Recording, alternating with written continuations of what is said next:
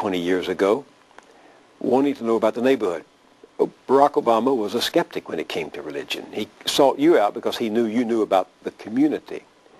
You led him to the faith. You performed his wedding ceremony. You baptized his 2 children. You were for 20 years his spiritual counselor. He has said that. And yet he, in that speech at Philadelphia, had to say some hard things about you. How did it go down with you when you heard Barack Obama say those things? It went down very simply. He's a politician. I'm a pastor. We speak to 2 different audiences. And he says what he has to say as a politician. I say what I have to say as a pastor. Those are 2 different worlds. I do what I do.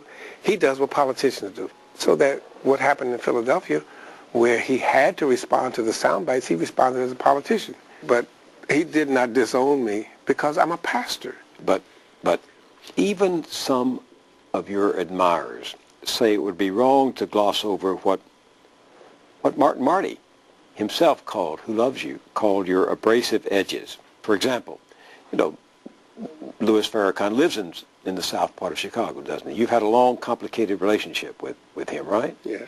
And he's expressed racist and anti-Semitic remarks, and yet last year, 20 years ago, but that's indefensible. The Nation of Islam and Mr. Farrakhan have more African-American men off of drugs, more African-American men respecting themselves, more African-American men working for a living, not gang-banging, not trying to get by. That's not indefensible in terms of how you make a difference in the prisons, turning people's lives around, giving people hope, getting people off drugs. We don't believe the same things in terms of our specific faith. He's Muslim, I'm Christian. We don't believe the same things that he said years ago, but that has nothing to do with what he has done in terms of helping people change their lives for the better. I said, direct quote was what? Louis Farrakhan is like E.F. Hutton. When Louis Farrakhan speaks, Black America listens. They may not agree with him, but they're listening. What does it say to you that millions of Americans, according to polls, still think Barack Obama is a Muslim?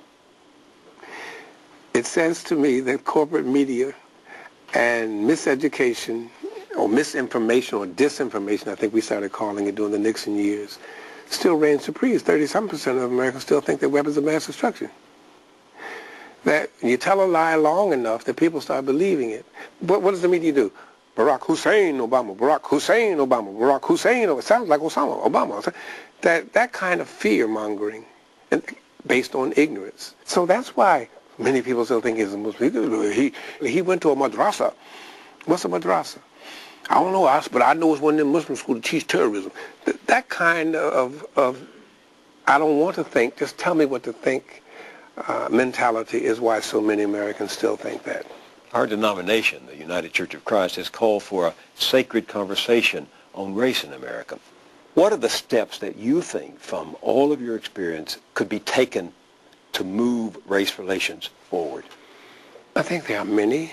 To start using Bill Jones's paradigm, that how one sees God, your theology, determines one's anthropology, and how you see humans determines your sociology, to look at how we've come to see race and others of other races based on our understanding of God, who sees others as less than important, less than my people. And where in our religious traditions are there passages in our sacred scriptures that are racist?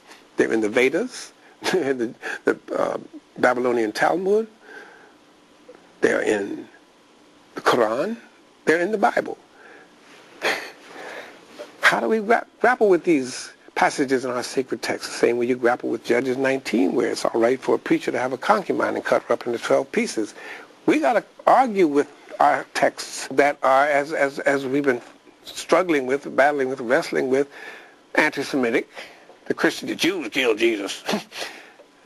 We got to come to grips with, these texts were written by certain people at certain times with certain racist understandings of others who are different. That different meant deficient. doing that with adults, but starting with kids. That begins the conversation that Senator Obama talked about that we need to have, and rewriting the curriculum in our schools to tell the truth in our schools. Chairman Wright, thank you very much for this opportunity. Well, thank you for having me, Bill. Thank you, sir.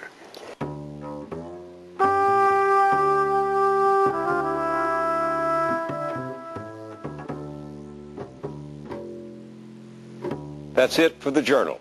We'll see you next week, and in the meantime, online. I'm Bill Moyers. Find out more about black theology. Log on at pbs.org.